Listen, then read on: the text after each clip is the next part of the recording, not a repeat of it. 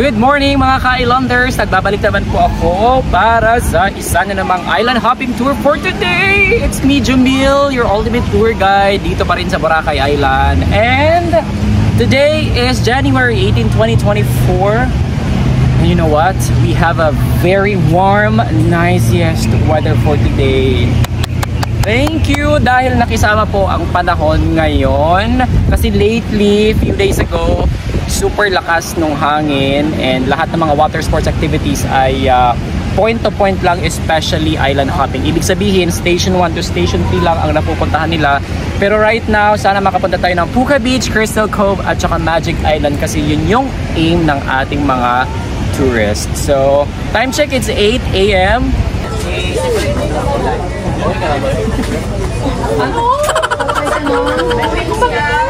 Wala lang ang mas ito kay Bongbong ha? BTR? O BTR? No! Magkakita no!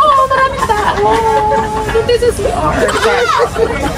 Time check, it's 9 a.m. mga Highlanders and yung ating mga guests ay nandyan na sila sa beach.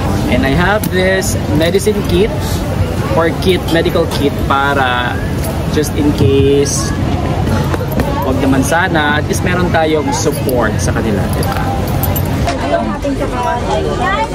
Kuya yan? Ay, makasibahan mo? Ha? Parang ba lang, umapin na? Let's go! okay. Kasama ko ang mga ganyan. Mga tanong.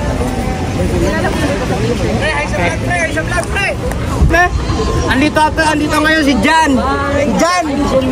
Justin TV Senator! Galing bilang ko. Everyone, attention!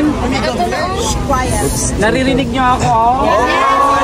After meet and greet with my VIP guests ay ginather ko na sila upang i-briefing na sila kung ano yung mga do's and don'ts dito sa Boracay Island, what are the expectations and what are not to expect kapag nag-island hopping tour ang mga turista dito sa Boracay Island. After nga ng aking briefing ay agad ko na silang sinabihan na dumating na yung aming bangka na sasakyan. So agad-agad na kaming pumunta ng Puntun upang sumakay ng bangka for their private island hopping tour for today. And yung ating mga guests, by the way, they're from Negros and they are students, HM or Hotel Management students na nag-educational tour dito sa Boracay Island. Since the maximum capacity ng super big boat dito sa Boracay Island ay 40 pax lang and there's 75 guests. So, dalawa yung bangka na aking binook. So, yung isang bangka is ako yung nag-tour. Tapos yung isang bangka is yung kasamahan natin sa Luxury Sports ang nag-tour. So yan po yung isang bangka na sinakyan ng aming VIP guest at patungo na kami sa may Station 1, Balinghay Beach, going to Shangri-La Hotel and then Puka Beach. Ay, may isa ako dito na sobrang hyper. Ayan, yes!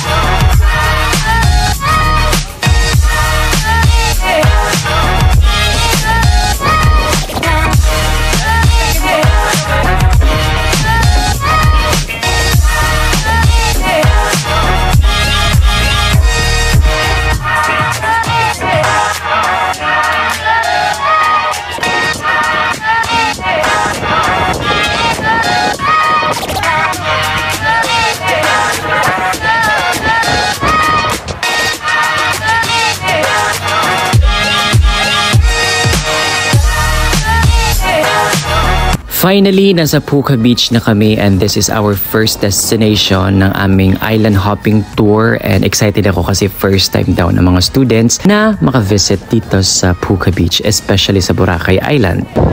Everybody, we're here right now dito sa Puka Beach. Ayan, so this is our first destination for our island hopping tour. As you can see, mga islanders nagsasaya sila. They're supporting locals. Namimili sila ng mga souvenirs. Maraming sila magpa-picture doon sa may Boracay. So, As part ng tour na ginawa namin dito sa Puka Beach ay syempre ninanamnam ng mga bisita yung Puka Beach kung gaano siya kaganda, and second yung picture taking ng Boracay Sun Castle, and apart from that support lokal. Yung ating mga estudyante ay namimili ng mga souvenirs sa ating mga lokal na naglalako dito sa Puka Beach, at kayo rin mga ka-islanders, suportahan natin yung mga tinitinda ng mga lokal dito sa Boracay Island para pandagdag kabuhay na rin dito sa isla.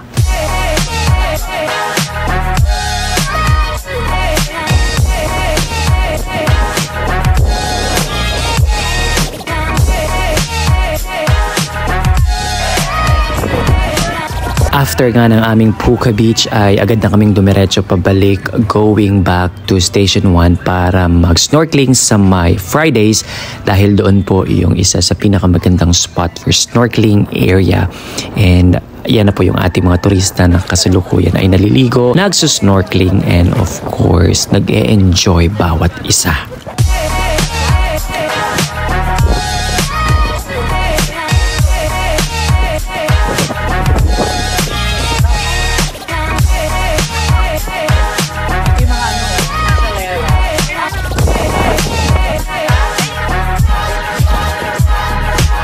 Done with Puka Beach and snorkeling area, and right now we're on our way going to Crystal Cove.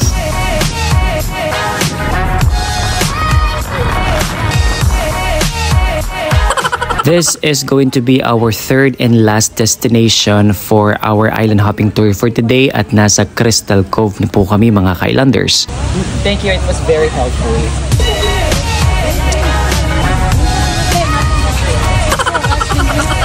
Alright, everyone! Everybody! Yes! And then after natin ng cave, saka lang tayo dito para at least, kasi maraming pumupunta sa cave. While inside at the Crystal Cove ay agad na kaming dumiretso papunta sa may cave, kung saan doon nag-photoshoot si Kim Chu, at doon ko rin siya dinala at exact location kung saan ko dadalhin yung aking mga bisita.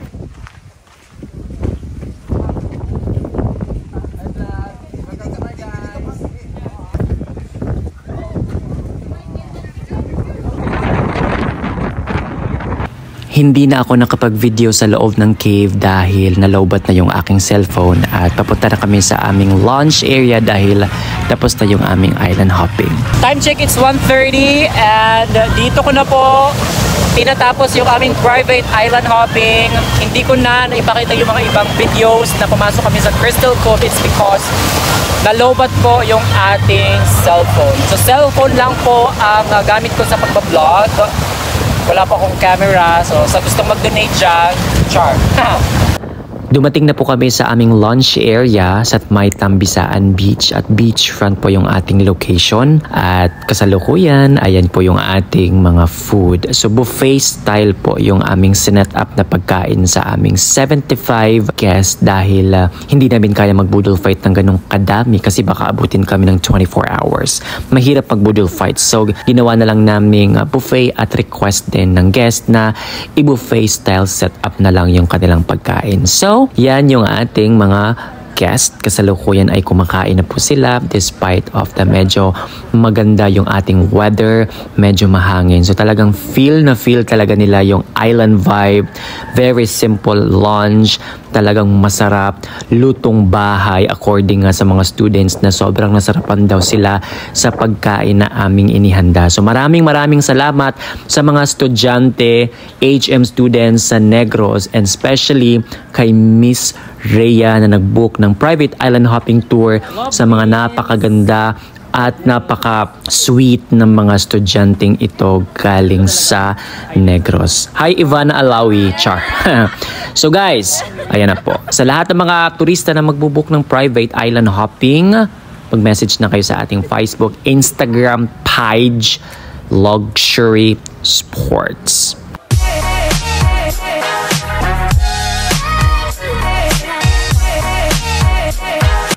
Thank you! Naitawid namin yung guest natin for today. Nakauwi na yung mga guest, nakakain na rin sila at nagliligpit na kami. So yung location natin, by the way, it's beachfront. Ayan po yung ating background sa likod. Beach po yan. Ayan yung ating mga kasamahan. Thank you guys! Dito tayo, dito tayo. Hello! Thank you! Dito tayo, dito tayo. Alright mga Kailanders, this is Luxury's team. This is Luxury team. Ano ba? This is Luxury Sports team. Thank you guys!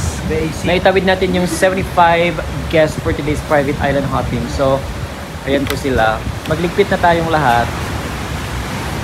Dito ko na rin tatapusin yung ating video guys. Sa lahat ng mga turista na pupunta ng Boracay Island in the future, mag-book na po kayo ng private island hopping, yacht cruise, any kinds of water activities. Kinikater po natin sa Luxury Sports. Again, message na kayo, mag-inquire na kayo. Bye!